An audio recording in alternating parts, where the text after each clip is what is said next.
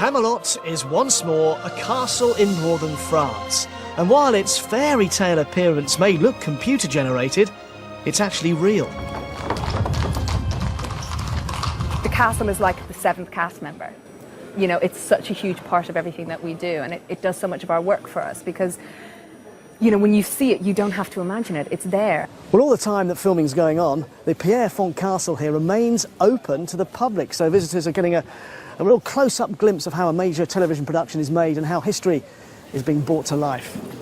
I have never had a bad experience with somebody coming in. I've only ever been very nice, very sweet, very respectful. So you should know, the powers have grown. For the first time, it's shot on 35mm film, so it has that movie feel. And the one difference that really hits you between the eyes is that Merlin has got darker. The darkest hour is just before the dawn. Yes, you might find yourself hiding behind the sofa far more this time. I always like them to sort of push the darkness as much as possible. It's kind of exciting for us sort of as actors to play the sort of darker bits, and the comedy is also obviously very important. But yeah, each season they seem to sort of push the darkness, which I like. The other main location is a forest near Cardiff, and as life becomes more unsettled for Arthur and Merlin, they've at last got the Knights of Camelot around them in this series.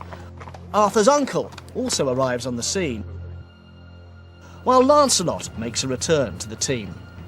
It's a collaborative business and kind of experience, and I think it's really important that everyone's on the same page and understands the scenes, and you kind of get better at it because the characters, you know, see, this is how we get along. These days. Yeah, we have to deal with, and it gets better in that sense. You just kind of learn more about these characters as you come along. So you come back for a fourth season and you know them, you know, so it's more ingrained in you.